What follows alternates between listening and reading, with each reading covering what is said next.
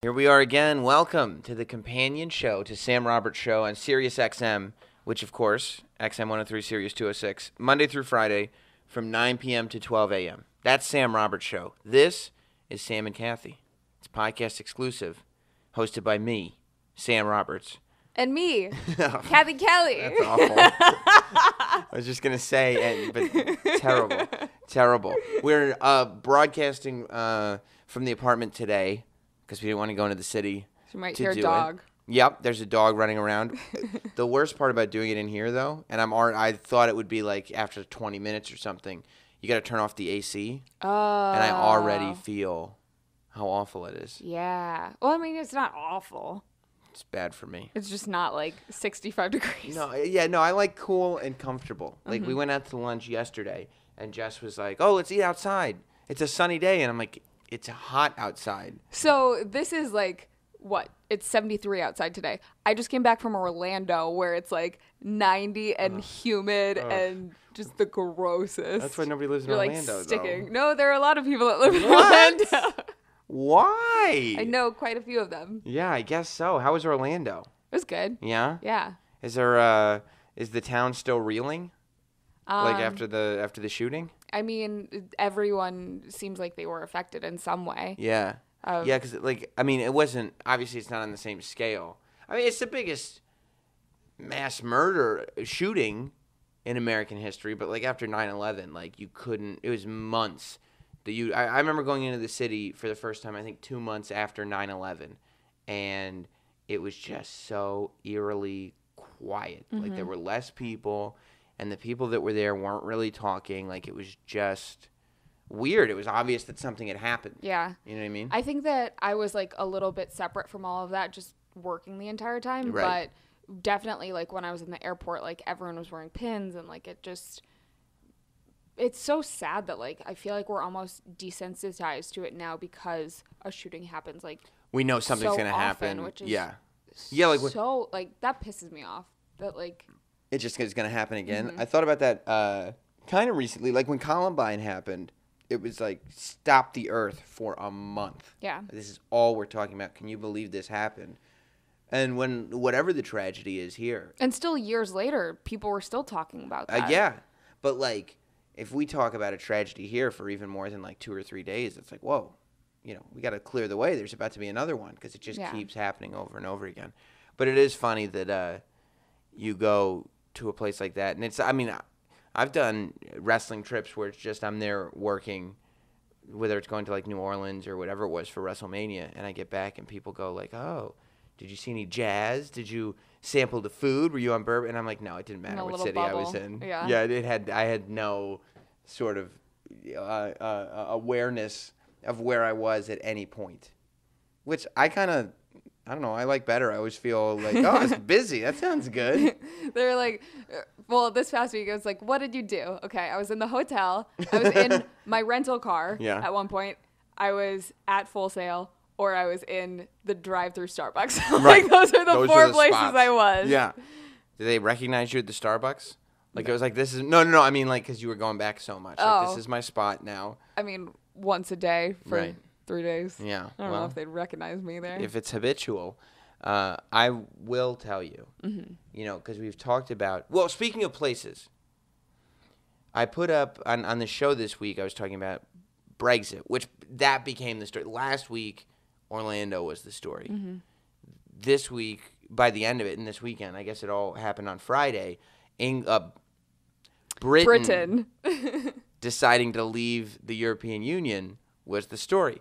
And I ended up look, I don't know that much about anything, but I still find a way to talk about things. You know a crap ton about wrestling. I do. Yeah, I do. You know a lot about certain things. Yeah, I guess that's true.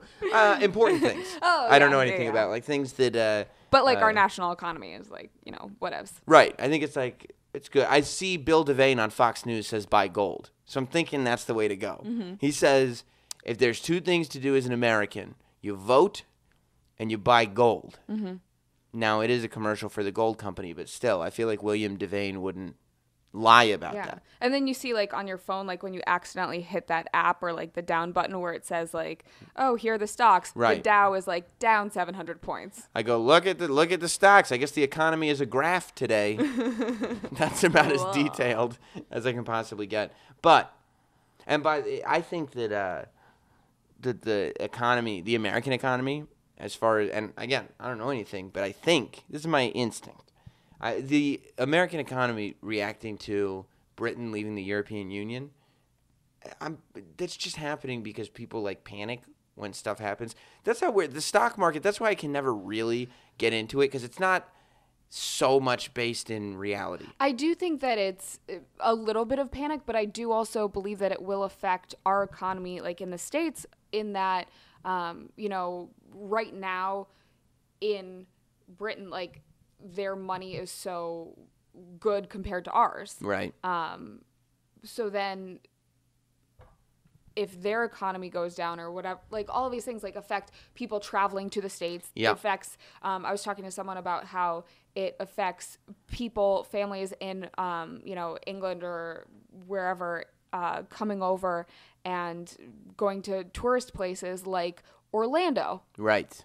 And so if people stop going to these tourist attractions or even New York or wherever in the States, then our economy goes down. Right, because if British people have less money, then they're not going to spend it here. That's the gist of it. And yes, like their economy might be a little bit better now, but like the rest of Europe, the euro is going to go down drastically. Yeah. I think in terms of like this, and businesses that do business with Europe, now all these, with Britain, all these European Union rules don't apply. So anything that comes out of Britain is going to probably be more expensive because they'll be looking to amp up themselves as a country. But what I was saying about the stock market was that so much, because that's what we base so much of the economy on, right? Is like, where's the Dow at? Where's the stock market at? Blah, blah, blah. That stuff is all just affected by people being like, like if you get enough people going like, oh my God, I think something bad's happening, sell. Then something bad happens. Yeah. It always goes back up. It does. Eventually. It might take a decade. Right. It'll go back up. It goes back up to a place where it may not be great, but it'll be livable. We won't be in trouble. But the reason why I brought it up is because I ended up talking about it for like an hour on the show. And then over the weekend, I put up a video of me talking about it on the show. I try to put up, just because there's just audiences for everything now. Like a radio audience and a podcast audience and a YouTube audience you're not satiating the same audience with that stuff. It's different people just consuming in different ways. Yeah, consuming content in different ways. Different media. But I put up this video of me talking about it, and I knew that it would be a bigger thing, because like when I do it on Sirius, like people agree or disagree with me, that's fine, but there's not many British people listening. On YouTube, that's a different story. Isn't Sirius just United States and Canada? Yeah, but if you have an online subscription, you can some people figure out how to do it, but for the vast majority, that's not happening. But I ended up putting up this video, and it's like, all right, we'll see how it does, and it's just so many dislikes. And that's a blow to the ego. and people going like, and it's interesting too, because I'm like, when the Daily Show's on, I go, there's just something about a good-looking, I don't even want to say good-looking because it doesn't apply here, but there's just something about this young South African kid explaining what's wrong with American politics to me that I don't like. I don't. Oh my gosh, I love it. I know you do, but I'm like, but I don't like that. And then I go, and as a young American, I'm going to jump on YouTube and tell England what they're doing wrong. And I go, oh, wait, now I understand. Yeah. But the first thing they do is I get tons of comments. Apparently, I did not differentiate properly between England and Britain. Like Great Britain is like this, like Wales and England and all these different spots make up Great Britain, and Great Britain was what separated themselves from the European Union, not just England. But I just kept saying, and I was hoping that it was like this one instance, but it was like I didn't say Britain once. At no point did I say Britain. I just said England, England, England, England. Just idiot doesn't even know the difference between Britain and England. I was like, yeah, well, I've never been there, except that I lived there for 4 years. I lived there for 4 years, and I have so little insight that I don't even know how to talk about it as a country properly. A young lad at the time. I was. Before you understood what geography was. Well, apparently I haven't gotten there yet. Apparently I'm still too young of a lad to know geography, but yeah, and it's hard okay because people in America don't even know American geography. That's true. So That's why true. would, people that lived in England know what Britain is? Yeah. Yeah. I mean, I was trying and I was trying to like simplify it as much as possible in the video because I needed it to be simplified for me to have any clue what was going on. Mm-hmm. But I was trying to simplify it, and then people got on my case for oversimplifying it. No, this isn't right, blah, blah, blah. And I was like, well, I thought that I'd be able to talk about broader points in the context of Brexit, but it's tough to talk about broader points and relate it to a topic that you're obviously not well informed about. I mean, I don't feel like I'm well informed about that or even certain things that are going on in the United States, but you also have to know that like what research you did or what the news that you're listening to is talking about is the news in the United States. Right. So it's like, not a game of telephone, but it's what the United States perceives the news in Great Britain being versus what maybe BBC would be saying about it. Yes. And I still think that the biggest effect that Britain leaving, and by the way, it's called Brexit. It's not called Ingxit. Like the BR is for you Britain. You mean exit? yeah. Like it's called exit. England exit. Which still should have been Brexit. Like if you're going to combine two words, you can't use a full word in the combination of the two words. Yeah. You know what I mean? Like if we were going to combine our names, it would have to be Sathy. It couldn't be Samthy. But they use Brangelina. Yeah, Bran. Oh, Angelina. I guess, but they're using. Sometimes they do. But that A, you're gonna give the A to Brad, and then the Angelina to Angelina. That's Brad's A. If they had a double A, I'm gonna give that A to Brad. Those first three are for Brad. Brexit. Brexit is what it should be, or just the exit of Britain. it could be that clear. But that takes up too many characters. I get. Yeah, it's harder to hashtag. So. It's harder to hashtag. Yeah, and I think that the biggest impact that it's going to have on America and American politics is that it's a similar scenario to what's going on here with Trump. Like it's a lot of people that are more progressive were like, there's no way that the exit movement will go through. Like they're going to put this up to vote and it's going to lose. Like, which is a lot of people now going, well, Donald Trump doesn't have a chance against Hillary. But if people don't go out and, like, actively campaign on that and vote and, like, fight, then all of a sudden this weird thing happens because I think there's this conservative – I don't even know if – I think it's more an anti-PC voice that's existing obviously in the world because I was going to say in this country, but obviously in England too because – Britain exiting is anti-PC. Like, the PC wanted England to stay. Britain to stay. Britain. Good catch. So, I think that there's this growing movement of people who are so sick of PC and being nice and having to lie about things and having words that you can't say and making sure nobody's feelings get hurt and all this stuff that a backlash is forming.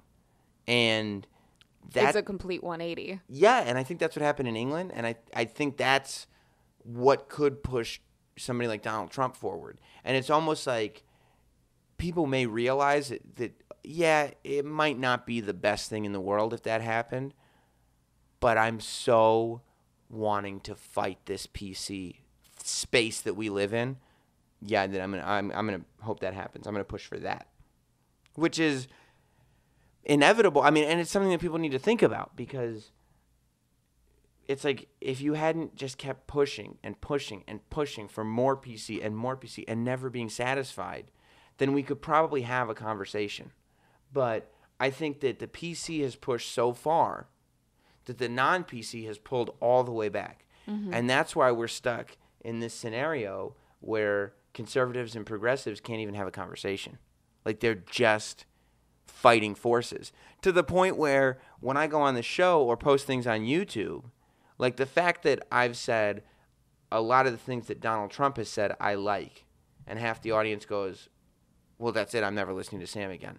And then I go, I am not in support of Britain exiting Europe. Well, and then the other half of the audience goes, well, I'm not listening to you again. I didn't expect this from you. It's just because people are very, like, polarizing when it comes to politics. Mm-hmm. And that's why we have so many people who are like, oh, if this person gets elected, I'm moving to Canada. And that never happens. Never. Ever. Yeah. Like, how many people have actually moved to another country because someone got elected? Especially Canada. None of the people that actually say it on social media. 0%. I guarantee that. 0%. And it's so, and you'd think it's such an unoriginal thing to say because people have said it for so long that it's not like it's creative. And you would think that people would go like, I know I'm not actually moving. Maybe I shouldn't say that. But I don't know, maybe they're convinced. People, oh yeah, if you threaten, you in Chicago, Illinois, threaten to move to Canada if so-and-so gets elected, that's gonna change the entire political landscape. Wait until this tweet goes viral. It's just like Joe Blow from, Davenport, Iowa.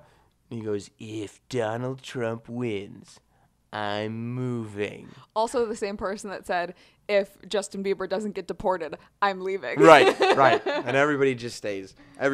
Speaking of Justin Bieber, that's actually what? Just a weird transition. Yeah. Speaking of Justin Bieber, so remember, something we're more versed in. Yeah, exactly. I don't know if it was last week or when it was. Remember we were talking about how we would behave in school, and I would have to come up with excuses to tell people that I didn't do anything over the weekend. Oh, yeah. Like I would just say I was hanging out or something. This weekend, I would have been the man because I actually did like a cool going out thing. Oh, you told me about it. But you told me because you were texting in the corner because you were too awkward to like hang out with anyone. Yeah. So what was the cool thing you did, Sam? On paper. I would hope it's Did you Instagram it because it doesn't count if you didn't take a picture? I didn't take any photos or anything. Oh yeah, because you're not allowed to take pictures. I guess not, but everybody else was doing it. But I was just like, Well, why don't you tell people what you're doing? Well, I went to see Tom Segura do stand up in West Nyack, and that was, he's amazing. But after that, I was going to see my buddy Peter Rosenberg was DJing a Michael Jackson set at Soho House. Okay. For those that don't know, Soho House is very, very exclusive. She, to say the least. It's this place. It started in New York. That's why it's Soho House. But they have one in L.A., right? Yeah. They have one in L.A. They have one in England. You have to buy a membership. You have to be invited to buy a membership. Yes. Like people apply for, especially in New York, people apply for this place way, way in advance, and like celebrities try to get in. It's where like a celebrity. It's like a country club on steroids. Right. But a lounge bar. Yeah, like if a director wanted to meet with a writer or a producer in New York City, they would go to Soho House. That's what they do in LA too. Yeah, and they get lunch there or whatever. The one in LA though, you're not allowed to take pictures in. You're not. There's signs up that say you can't take photos. Yeah. But the room that we were in last night, it was like whatever. But and by the way, I went there. I've been there a couple times because I went with Katie Linendahl. She's a member there. Mm-hmm. And we went there with somebody who worked at WWE, like in the offices. And it was SummerSlam weekend because we were talking about SummerSlam. And the waiter came over, and he was like, hey, couldn't help notice you guys talking about SummerSlam. You have a podcast, right? And he asked me, I was like, yeah, I have a wrestling podcast. And he started talking about, he was like, why do you think they're pushing Roman Reigns? And just asking, That's the last place you would think to be.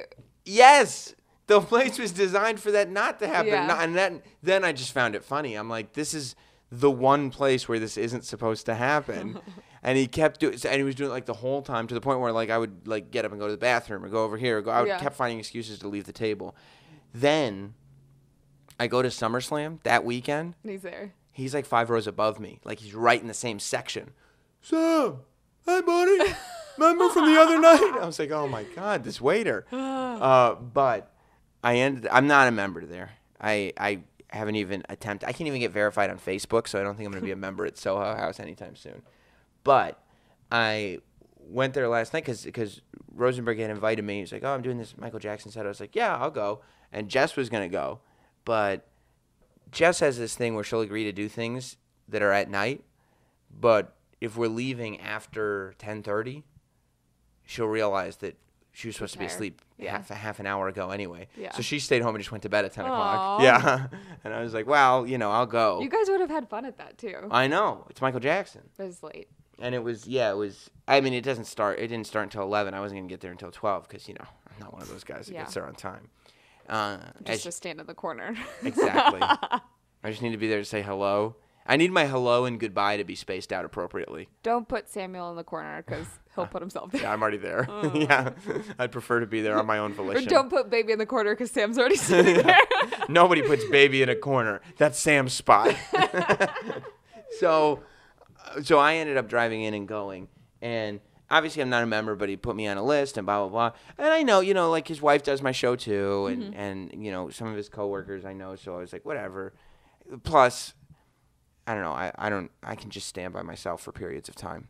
So, that was my plan. I was like, okay, well, I'll just stand until it's time to leave. And so it's dark enough, no one will notice. Exactly. And so I went in, and I mean, I stayed longer because that's exactly what I did. I mean, I spoke to his wife for a little bit. I spoke to him a little bit, but he was obviously busy DJing because he's one of these guys who only DJs with vinyl. Like he still uses records, which means that when he DJs, he's actually occupied. A lot of times you go and DJ, you go to a club or whatever, and the DJ has all the time in the world to just hang out. Because it's just a cool playlist on their iPod. Right. They've already mixed it and everything. And then they add in the I had a DJ on my show once. And Troy was like, my buddy Troy was a producer in the DJ community. He was like, yeah, he'll do a set. I was like, oh, that's perfect. And so he just plugged his laptop into our board, and he just hit play. And I was like, oh. And he was like, yeah, no, I mixed it at home. Like, there is work to be done, right? There's mixing and blending and all this stuff. But he had done it at home. Yeah. So I was like, you could have just sent me the MP3. I don't even know why you're here. Like, you came here to plug the computer in? It was confusing to me. Have you ever heard of... It's one of my favorite things to listen to, ironically. CVS bangers. It's like all the songs that you would hear in a CVS, but they put these beats behind them and they mix them together, and it's just there are a couple of them online. But it's what kind of songs? An hour. Whatever you would hear in a CVS. So it's smooth jazz or whatever, old rock songs, and then they have those drops in between them and be like. CVS bangers. That doesn't do it justice. It's great. People love the DJ stuff, though. When I was there, when I interviewed Rey Mysterio for the wrestling podcast, he was in, and Who Kid had popped in to say hi. And right before the interview, I was like, oh, that was DJ Who Kid. Do you know him? And Ray was like, yeah, man. I used to listen to his tapes in my car all the time, and I'd be driving around listening to music, and I'd hear, Who Kid? And people like it. And I go, okay, that's cool. Yeah. But yeah, so Rosenberg still DJs using vinyl. If I was a DJ, I would not use vinyl. I would do it on the computer. I would not do it the old-fashioned way. As if there was some, I'd be like, okay. Or at least, but they have things now where it's machines that look like record players, where you have a song set up on each one, and then you can still mix it there. Yeah, and some guys do that. Yeah. Some guys do that, and they do live mixing and everything. But the big DJs, like the Steve Aokis of the world and guys like that, I love watching videos of these super high priced DJs, because I think a lot of times when these DJs are such high priced DJs that they go in and there is they can't leave anything to chance. Like some of these guys are getting paid 6 or 7, maybe not, at high 6 figures for a single gig. So it's they can't, they're not going to leave anything to chance. I mean, is that the same thing? It's kind of like an artist lip syncing their concert. Yeah. Like, that's the equivalent of what it is, of like, if you're up there and you're like dancing your songs, but you're like not actually doing anything. But how many pop stars do that? A lot. I know. A lot. And it's just because, okay, yeah, we paid to see a certain thing. I mean, I don't enjoy it. I think it becomes like... At least some of them are at least putting on a performance where they're dancing and there's... Well, that's what's so great about these DJ videos is you can see them and their hands are just up in the air like the whole time. And they'll twist a knob here, they'll pull a lever there. And people who actually know DJ equipment will go and they'll like circle the box that they're using and see that no inputs are plugged into it. Oh my god. Or like this button does nothing. Or you could just see that like when the music transitions, their hands are in the air. So nothing has happened. I mean, that's probably every big time club in Vegas. Yeah, absolutely. Because the people are too drunk to notice anyways. Exactly. And if your art is going to be lost on the audience, maybe every now and then you take a night off. I mean, there's a difference though between Calvin Harris or Steve Aoki who's creating original music and then mixing that together versus someone who's just, putting together a Beyonce song and a Rihanna song and like a cool transition between them. DJ Who Kid said that when he first started DJing, he was 50 Cent's DJ for a long time. Mm-hmm. But the reason he was 50 Cent's DJ is because 50 Cent's DJ, I think he ran off after a shooting or something. I don't know, something weird happened after a shooting. So he fired his DJ or whatever, and then he looked at Who Kid. He was like, you could be my DJ now. Because Who Kid was one of his person's cousins or something like that. And Who Kid didn't know anything about DJing. And so he said in the very, very beginning, he just had two, you know what a 360 is? It's like a replay machine, and it literally is like this big, a lot of radio stations used to have them. It's this big box that has 50 buttons on it, and you can program 10 templates. Mm-hmm. So you can fit 500 sound bites in it, and they hit instantly as you push the buttons. And so what Who Kid did was he had two of them, and he would program songs onto each of the buttons. Okay. And he would put them and he would also have turntables, but he had a button that did a record scratch sound. And like all these things. So he would just like be playing the song, and then he'd hit the record scratch, and then he'd play the next song. And it was like the most garbage thing ever. Oh my gosh. Now he actually, I think, learned knows how to do somewhat it, how to DJ. But yeah, back then so it was funny. but more and more with these DJs, they're so personality based that there are a lot of them, a lot of bigger DJs that if they go and just concentrate on DJing, people get disappointed. They want them to be like a party starter. Yeah. So you almost have to like mix the music before and just be there to like, throw alcohol on people and jump up on the table. Properly DJ when you're wearing a bedazzled mouse head. Exactly. But so for some reason Rosenberg, he's a student of the game. And he does everything on vinyl, which means he actually has to concentrate on what he's doing the whole time. Because at any point, something could go wrong. You're actually using physical media to produce music. It's crazy. But he was doing a Michael Jackson set because this weekend was 7 years since Michael Jackson died. And he invited me to go, so I went. And I will tell you, I did, as I said, I talked to a couple people for a short period of time. Spent the vast majority of the time just standing. I'm actually impressed that you went by yourself. Why? Because you were being social. Yeah, that's right. Well, ish. Yeah.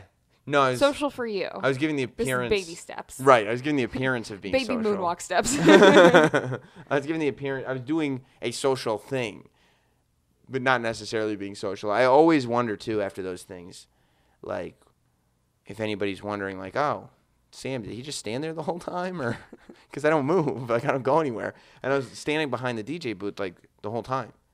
I mean, there's always going to be those people that are too wrapped up into their own lives where they don't notice. And then there are going to be the people that definitely notice and they're like, wow, that guy's really weird. Yeah, I got to start hanging out with all egotists, like all narcissistic people that just aren't paying attention to me at all. Is that why you hang out with me? That's it. You got it. You got it. But I will say this. I hadn't, I mean, I don't remember when the last time I would have done that was. I ended up staying for like an hour and a half or 2 hours or something like that because I forgot the level of music that Michael Jackson was able to produce over the extended period of time that he was able to do it. Like, let's be honest. And I learned this from listening to this set, really, because I love, to me, and this is why I brought up Bieber, because a lot of people compared Little Bieber to Little Michael. To me, in the beginning. I don't think anybody's doing that anymore. Yeah. Everybody's like, no, it's not happening. They've compared him to Justin Timberlake. They've compared him to a lot of things. Right. It hasn't worked out. But, to me, the best Michael. Do you have a favorite Michael? Thriller. Yeah. Michael. To me, the best Michael is Little Michael. Better than Thriller. Like Jackson 5? Yeah. Okay. Better than Bad. Better. And that's what's so great about Michael Jackson is you could actually have a conversation about which Michael is your favorite Michael. But better, Little Michael, Jackson 5 Michael, Motown Michael, Ben Michael. I Want to Be Where You Are Michael. That's, to me, the greatest Michael. Not to take anything away from adult Michael or whatever Michael, but even in the 70s, because so that starts in the 60s that he's doing this Motown stuff. And it's incredible. And it's incredible enough that it withstands the test of time. Like young people. It's still being mixed into, exactly. Like, even when it's not a tribute, it's like people are sampling things from his albums. And let's be honest. If they can afford it. Yeah. But even if they can't afford it, you telling me like Bruno Mars and especially The Weeknd, they're doing Michael Jackson. The Weeknd is doing Michael Jackson. The Weeknd's album is a Michael Jackson album. There was a wrestler who had a Michael Jackson jacket on with a glove, and he's the coolest dude ever. You know, and that's the level to which it penetrates culture. But I had even forgotten like all the music he did in the 70s, because that's what you go Little Michael to Thriller. You go, Thriller was in the 80s. There was like 15 years between that, and all throughout the 70s. He was doing stuff. Yeah. He had a whole disco era, the Jackson 5, and then solo. What were the singles out from then? Dancing Machine. Okay. He did The Wiz, which ended up being big. Yeah. That's what I had forgotten about that. And they played Ease on Down the Road as part of the set last night, and I was like, yeah. There was more than you would think in the 70s. But it was interesting because in the 70s, like in the 60s, Michael was like, you know, this amazing little kid. In the 70s, he was a pop star, but he was a little bit more of a tangible pop star. He wasn't like this freak of nature. He was somebody who goes, yeah. Like they're a famous singer. Like, he's famous, but like he's anybody still like else a is. person. Right. Like Donny Osmond. You're not an icon yet. Exactly. Whereas Prince or like people, Beyonce is an icon. Right. Like, she's not a human anymore. Right.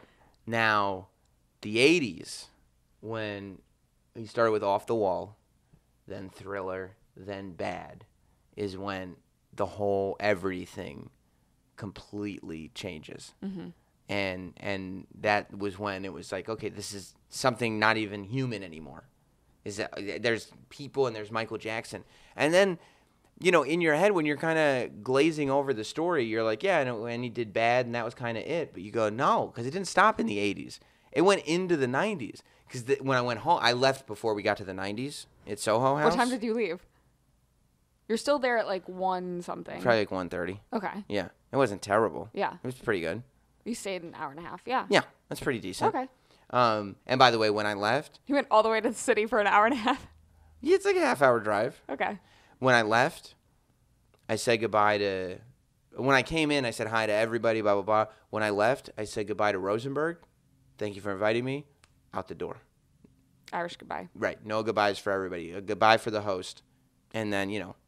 Oh, where'd Sam go? Oh, I don't know. Maybe, you know, let them talk. Probably partying somewhere. Exactly. I don't know. Maybe at another party. He's kind of crazy. There's empty corners everywhere in this city that he could be standing at quietly. I really was just standing there. I think when I met this guy there who was a real estate dude, and he talked to me a bunch. He was very friendly, but he might have just felt sorry for me because I was like I talked to him when I first got there.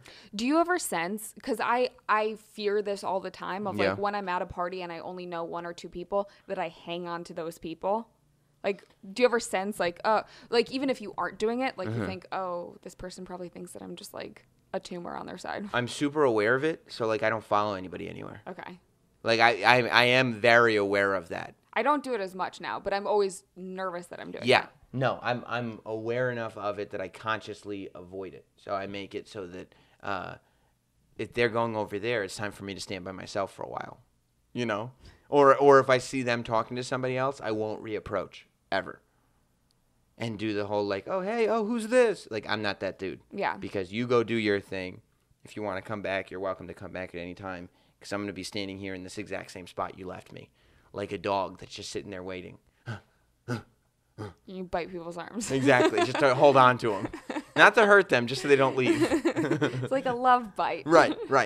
Yeah, and so I got out of there. But people don't remember that, like, Michael, he kept going into the 90s. Like, 92, 93 was when Black or White came out. Oh, yeah. And that was huge. That wasn't sort of... The songs that he put out in the 2000s, that was more like, oh, this is cool because Michael Jackson is doing something. It wasn't sort of relevant. This is a songs hit. That will stand the test of time. Right. Yeah. It wasn't like this is a contemporary hit. It was like, oh, cool, Michael Jackson did something. But so I was like, oh, did it stop at Black or White? But then I realized even further, into like 96, I think, he did Scream with Janet. And that was like a bona fide, like, contemporary, relevant hit song. He had a song, too, that came out after he passed, right? This Is It. Yeah. Yeah, but that was more like, oh, it sucks that he's dead. Let's listen to this song. Yeah. I don't think that would have been a hit if he were still alive. No. Because they'd be like, this isn't it. Well, he's still he alive. didn't release it. Right. When he was alive. Right. Well, maybe he didn't have time. He died. But, but I just couldn't, number one, I couldn't think of anybody that was able to go literally 30 years of making songs that young people find relevant. It's one thing to have a run and then be able to maintain that. Mm-hmm. It's another thing to keep reinventing and to keep making music. Like if you can capture a fan base when they're young and maintain them through their life, that's cool. But if the fact that you can keep bringing on new fan base, new fan base. Because that's what we were talking about a couple weeks ago, or maybe it was last week, of bands that we liked when we were in high school and how some of them are still producing new albums, but I don't listen to that. Right. I like the songs that I listened to back then. Right. Whereas, which is funny. I'm sure that if you were growing up in the 80s and Thriller was like, yeah, this is the new cool song, if your parents were like, oh, you should hear what he did when I was a kid, and they put on the Jackson 5, you'd be like, oh, thanks for the lame music, Mom. I'm going to listen to my own stuff. ABC. Right. It wasn't until later that you go back and start appreciating everything. Yeah. But he did. I don't know why I sing like little excerpts of songs, because I did it in the last podcast too, and it doesn't add anything to No, it's just like, I want to prove that I can't carry a tune. I want to prove to everybody that I know the song we're talking about. I know how it goes. I know 2 of the lyrics. Yep. I know part of the chorus. 3.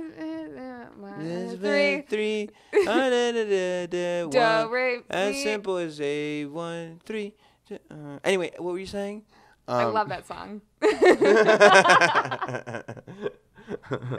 But yeah, and I also realized too that Michael Jackson, I think, because when Prince died, this happens when people die. You give them a lot of credit. You remember the positive things about them. Yes, which is good. Mm-hmm. But when Prince died, people started saying, there were people that said that because Prince he might not have had the number of hits, but he was more influential than Michael because he influenced so many people, which is not true. I mean, Prince was important, but I think they both influenced a ton of people. Yeah. 100% true. And maybe they even influenced some of the same people. True. I think Michael influenced more. And I think he was also able to carry this massive fan base, which the fact that you could do both is incredible. I think there's 2 artists. There's Elvis and there's Michael Jackson. And Michael, I didn't realize this really until last night as I was driving home. Like, Michael is on Elvis's level. And I don't think anybody ever thought anybody would be on Elvis's level. Mm-hmm. And I don't know if anybody ever, here's the thing. I don't think, because of the world we live in, that anybody will ever get to that level again. I don't. Because the media is so quick. It's too quick. There's too much stuff out there. You have to put new stuff out there all the time. You know. It's hard to be the one person. Yes. Like, it doesn't last as long, and it's harder to maintain that. Like, Drake has been the man for a long time, but that's because he puts out a new song every week and a half. That's the only way he can do it. And if Drake were deciding... Yeah, Hotline Bling was like 7 songs ago. I know. It really was.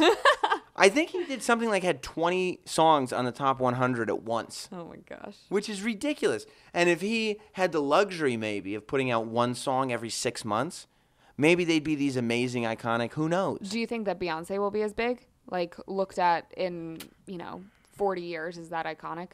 No, I think Beyonce... Really? I don't think so. I think Beyonce will be looked at like... Like, her Jackson 5 was Destiny's Child. Yeah, but you could also say that she followed the same career path as, like, Diana Ross. And Diana Ross is not... I mean, Diana Ross is important, but she's not Michael Jackson. And I feel like... Well, that might be because, female empowerment and that whole movement happened more in the last decade than That's it did. True. That's true. When but she was alive. I'm not sure. For now. Are you listening, Beyonce? Watch your back. Brexit. England. What? Bakes it. Some people say the wrong thing sometimes, and then they correct themselves later. Happens. But I think that I don't know that Beyonce has reinvented anything. I don't think that she's booty popping. I guess. I feel like she's just brought booty popping more to light. Oh. I don't know that she's broken. Calling Jay out for cheating on her. Yeah, right. With Jay's help. Scam that it is. Yeah, yep. I think that there's title. Yeah, exactly. I think that there's too much stuff out there. It's too hard to get stuff. You can't make people need to decide, do they want money or do they want to be an icon? Because maybe the last album, maybe the Lemonade thing that Beyonce put out could have been the biggest thing to happen to music ever. But nobody could find it after a week because it disappeared off HBO and it was only on Tidal. I know so many people that are Beyonce fans that were like, I don't understand how to get this album. I legit, I think I only listened to one song off of there, and that's because I purchased that one song because it was my favorite from the album, and now all I use is Spotify, so I don't ever go into my iTunes Music because I only have, the one Beyonce song. Exactly. Whereas I could just listen to whatever. Yeah. Because it's streaming, and that, I think, is not... Well, I think that's starting a new chapter in music and how people consume it, but... I think it's a choice. So I think that way of thinking is you don't need to have a massive following anymore to make a good living. You need to have a loyal following. And that's what this technology that we're talking about, like with Beyonce, has really honed in on. That if you have a loyal following and you don't mind not being... If you can get a loyal following to follow you, and you don't mind that you're not exposed to the masses, you can make a decent living. If you can get people, if you can get some of the podcasts are doing it now. Yeah. If you can get 10,000 people to subscribe to you and get them to pay $7 a month, now you've got $70,000 a month coming in. And some of that is obviously going to go to building this network, but a lot of it is going to go in your pocket. Yeah. So you can make a really good living with a smaller audience, but you can't be this sort of icon that penetrates culture that way. I mean, that's what you're seeing with a lot of YouTube artists. Yeah, and it's exactly right. YouTube singers or even just YouTubers in general, their audience is like they're the most famous and most important person in the world. I want to know everything they have to say. And then you step out into mass media or mass culture, and they go, I don't know who that person is. They might not be a household name. They're not. Yeah. And Grace Helbig on YouTube has tried a couple of times now to do a TV show, and it hasn't worked. I think that YouTubers will get there. This is the very beginning of it, because I remember even, 4 years ago, they weren't even being interviewed by mainstream media. And that was, I started doing my podcast to interview these people because I felt like they weren't getting their due time. Yeah. And they had large followings. And then within a year and a half of me doing that, you know, E! started picking up like a couple, like they had Tyler Oakley on, and then they had Grace Helbig on, and like it started becoming a thing. But it's evolving very quickly. And I think that they, you know, now a lot of YouTube artists are crossing over where they're starting to do full-length movies or that kind of thing. So there is always a... I think it takes somebody with a strong understanding of media and where we are to kind of make the move to push that divide. Because what's made YouTubers more mainstream in terms of getting interviewed and stuff like that is books. They figured out, wait, I can write a book and sell it in bookstores, and my audience will buy it, and I have, 1 million, 2 million, 5 million, 10 million subscribers. Yeah. So they'll buy the book, and now when a publicist pitches them to a television show or a radio show to be interviewed, they're not saying they want to promote their YouTube show. Because older traditional media people will go. You have to be promoting something. They'll be like, I don't know, I'm not going to have a YouTuber on to promote. But if they go, oh, this person has a book to promote. Oh, really? Send me a copy of the book. And now all of a sudden they're getting interviewed. And then they can, and then also the people doing the interviews are like, whoa, like YouTubers can write books, and that helps penetrate it. But at the same time, it's a choice that people are making now. Do they want to give their content for free so that they can get some kind of a mass audience and monetize in a different way? Or do they want to develop a very loyal audience and monetize with them that may be smaller, but it's kind of a more concrete way of doing things?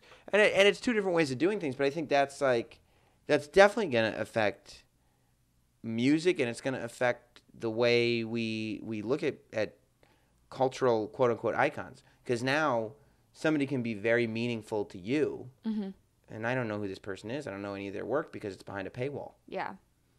I've always been of the mindset to keep things in front of the paywall. I don't like paywalls, but that's also because I've been trying to push my content forward so much, and I just believe in more eyes and ears. Yeah. I think that there's something to that, and that you figure out ways to make money from that, and it's becoming more and more difficult.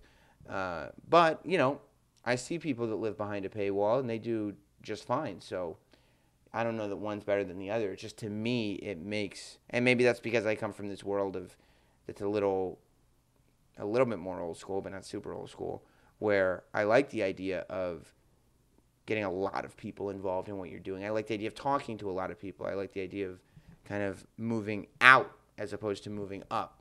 Do you know what I mean? Mm-hmm. So I think that has a lot to do with it. Well, I think it's a weird concept, too, that we've talked about before, of like, we get to do what we like, and to ask someone to pay for that seems like a bizarre concept. Yeah. Like, can I have some money from you? You get to listen to us just like talking at Sam's dining room table, but please pay us $2 for this. Yeah. Like, what? Well, that's the other thing, too, with services like Patreon and stuff like that. Now people are going to the audience and saying, will you pay me to do this? And at first, you go like, oh, I don't want to be one of those guys that ask their audience for money. But the audience is like, no.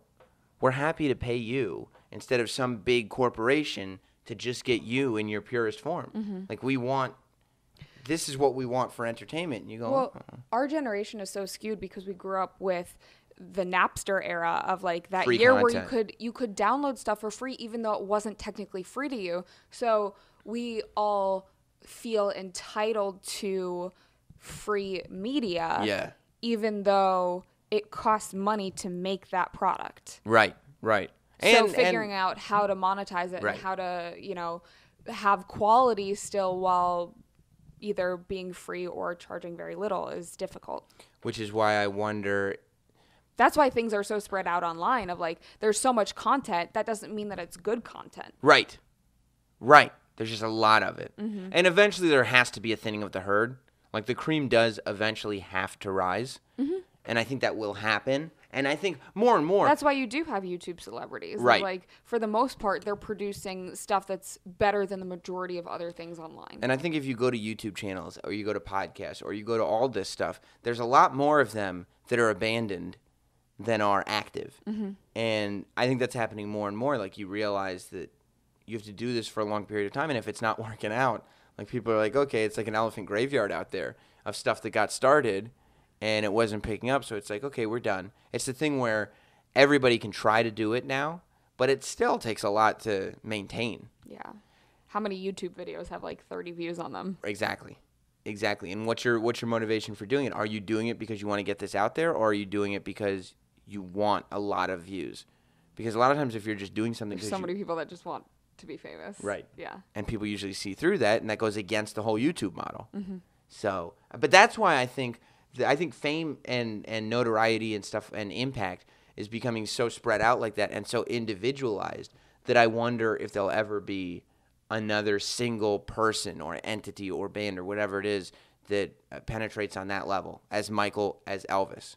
I don't think Beyonce will be, just because now. Beehive's going to come after you. I know. You thought that you had Britain bad? Oh, wait until you see Sam. But don't you think even Sam with the good hair. I'm about to be memed. Sam with the good hair. I hate to correct you. Made me laugh so much. But there is something human still. Beyonce still has some humanity about her. No, she doesn't. You don't think so? No, she's an alien from another planet. You think so? She's like a cyborg or something. Really? Yeah.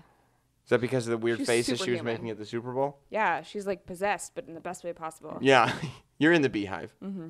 I think there's too much humanity to her that Michael didn't and Elvis got rid of at this point in the game. I don't know. You don't think so? Yeah. She's something superhuman to you. She's one of those people that, like, I remember doing red carpets and her showing up, mm-hmm. and even the celebrities were like, oh my gosh, it's Beyonce. Like, they would all turn. That's not something that happens often. Do you think she's bigger than, like, I don't know, like a Brad Pitt? Oh, 100%. Way bigger. Yeah. Man. And she's being herself, which is why musicians will always make more impact than actors, because there's this thought that they're being themselves, right? You think she's bigger than Leonardo DiCaprio? I mean, you know what I'm going to say on that. You have a prejudice Who's against Leo? Leo. No. Exactly. That's wrong. That's wrong. No, I don't actually believe that. I guess if anybody were to do it, it'd be her, but I don't think so. I don't think she'll be able to do it. I mean, there's a lot of good Beyonce songs, but I literally was sitting there last night thinking. People can say, like, what is their favorite Beyonce? Is it the initial Destiny's Child? Is it Sasha Fierce? Is it, the second forming of Destiny's or not the second forming, but like the three of them instead of the four of them, when really Kelly was the only original member other than Beyonce. And then,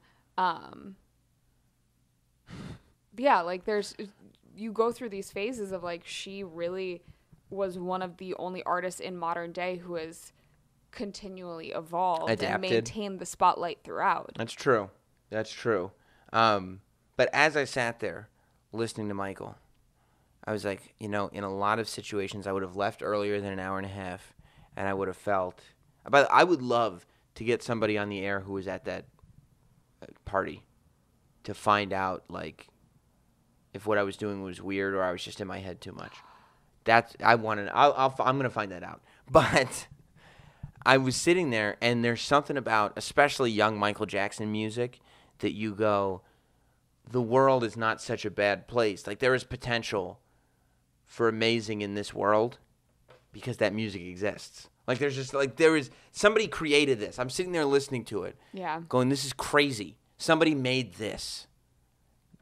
Good things can happen on this planet now that I hear that somebody made that. It gave me hope. Okay. For everything. Like, if we can get that done, if you can make sounds that make people feel like this, make me feel like this, then who knows what we can do. There's potential for, like, this amazing greatness in the world. That's what I felt when I was listening. Like a motivational speech right there. Wouldn't that be great if I went on a motivational speech tour that was just based on listening to Michael Jackson? I know. And the Jackson kids, like Paris Jackson, was like, maybe a little of your motivational money this way? And no. I wouldn't even play. They'd be like, maybe we could help you? Because it seems like you're struggling a little bit. I wouldn't even play the real story. I wouldn't even play any Michael Jackson songs if I were doing those speeches because I wouldn't want any money to go back to the Jackson estate. No royalties, no nothing. I'd just be up there talking about it because I'm pretty sure you could talk about it for free. Yeah. I don't think anybody would stop me. You just couldn't use any music or pictures. No, I wouldn't. I just use pictures of me, and I would sing the songs. I think you can cover them. Are you charging for this? Because you don't charge for your podcast. No. Well, this is the good stuff. Oh. This is the Motivation Through Michael by Sam Roberts. That's the good stuff. That's like I'm going to put out infomercials for it. Write books that are just full of Michael Jackson lyrics and why they make you feel good. It's foolproof. I don't think anything could go wrong. Speaking of motivational speakers, did you see what happened at that Tony Robbins seminar? What? A whole bunch of people got their feet burned. On coals. Oh my gosh. Yeah. The coals were too hot? Yeah. Oh. Because they had to put new hot coals over the old hot coals, but you're supposed to wait until the old hot coals are like cool. Oh. And the guy didn't wait, I guess. So I think like what was it, like 30 people? 30 people got the bottoms of their feet all burned up. I guess because they weren't true believers. I don't know. But they I don't know. That goes into my category of not feeling like huge sympathy. It's hot coals. Yeah. You know what I mean? Like, if you don't want your feet to get burned, just there's a rug you could be standing on. Yeah. What are you walking through hot coals for? I just listen to motivational podcasts, so I don't have to like Tony Robbins, right. Harris, like those people. Right. Turn the AC on in the car. Yeah. Turn on the podcast, and that's it. No reason for hot coals. Sam and Cathy, super motivational. Exactly. I'm motivating you, number one, to listen to Michael Jackson, and number two, not to step on hot coals. What did you think was going to happen? Do dope shit instead. Yeah, there's so much dope shit to do. Nothing is about have you ever been to a Tony Robbins thing? No, I almost went, but I haven't gone. Do you have any idea? Would you have walked on hot coals? Maybe. I think you would have. I feel like I would succumb to the peer pressure and just do it. Do you think it would motivate you to do anything? I mean, maybe put on socks. Yeah, bandage my feet. Because invest in cold cream. I mean, I would feel probably invincible for like a week. I'd be like, oh my gosh. And then I would tell everyone, kind of like how when people run marathons, they're like, guess what I did? You walk around and then wearing tell your everyone for like the next participation medal. 6 years. Yeah. I ran this marathon once. This is from my marathon? In 96. Yeah. Yeah, I don't know what would be motivating about stepping on hot coals. You feel invincible. Do you? Yeah. Because your feet hurt? I mean, I would think like, oh, wow, I like essentially walked on like little tiny fires. I guess, but what is that? So what? That just like, I think that just mean you're dumb? Like you don't have to walk on fire. Like literally walk on fire. I don't think that literally being able to walk on tiny fires lets you deal with metaphorical fires. I mean, I would assume that, I don't know this for a fact, but I would assume that it's saying, the mentality of like, you can overcome anything in your mind. It's fireman's training. It's what it is. They should make firemen do it, but not that. Maybe if Tony Robbins was sitting there berating you, and he kept berating you until you didn't feel bad about it anymore, then it's like, okay, now you figured out mind over matter. But not just like, and by the way, it's not mind over matter, because if the coals are too hot, 30 people have burnt feet. I just love that it's also super rich people that have burnt feet. They all, and it's so funny, too, that there's 30 of them, because that meant that they go one at a time. So it had to, like, the 30th person went through, and they were finally like... That's way too hot. Yeah, they were finally like, okay, maybe it's the coal. Maybe it's kind of like the Emperor's New Clothes. Like, he wanted to see how many people would actually, like, just subscribe to everything he says. He's like, right. I could get these people to jump off a bridge if I wanted to. Let's see if anyone actually notices that these coals are way too freaking hot to walk on. He got 17 people through before the first person complained. One little girl. Yeah. It's like, excuse me, Mr. Robbins? These coals just singed my entire soul off. Yeah. I want you guys to know this little girl is the only one that passed the test.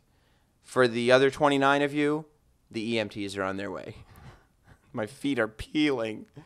Yeah, I think that there's a good chance of that. But the first people went through the coals not wanting to say anything. They were like, no, it's supposed to hurt. Or maybe they didn't realize until after. That their feet were burned? I mean... How much mind over matter can you get? Your feet are being burned. The skin's peeling off your feet. At some point... I mean, I would assume that it would be hot when you're walking across it, but they didn't expect it to... Like, they were just like, oh, people have done this in the past. People have done that for years at Tony Robbins. They were just like, whoa, I didn't expect it to hurt this much. Yeah. But I guess since so many people have done it, I won't say anything. But this, like, kills. My feet, and then they take their socks off when they get home. Like, are we talking like 3rd-degree burns? They went to the hospital. I mean, it made newspaper headlines. Yeah. They went to the they go home and they took their socks off, and like the bottom of their foot came off with it. Yeah, I think we should see something. I think we should see someone right now. I don't think Mr. Robbins expected this. Yeah. I loved hearing that. All right, we've done what we came to do, Cathy. Wish we had Adrian here this week to recap what we talked about, because we talked about everything from. You not knowing the difference between Britain and England to Tony Robbins. That's right. And Michael Jackson in between. Yeah. You can follow Cathy, of course, at Catherine Kelley with a C. And Justin Bieber. And Justin Bieber. That's right. And you can follow Justin Bieber at Justin Bieber. No, don't do that. Thank you for listening to Sam and Cathy. We'll be back next week. Don't forget to please rate, review, subscribe on iTunes. And we'll see you on Sirius XM, 9 p.m. to 12 a.m. Eastern Time on XM 103 Sirius 206. Goodbye.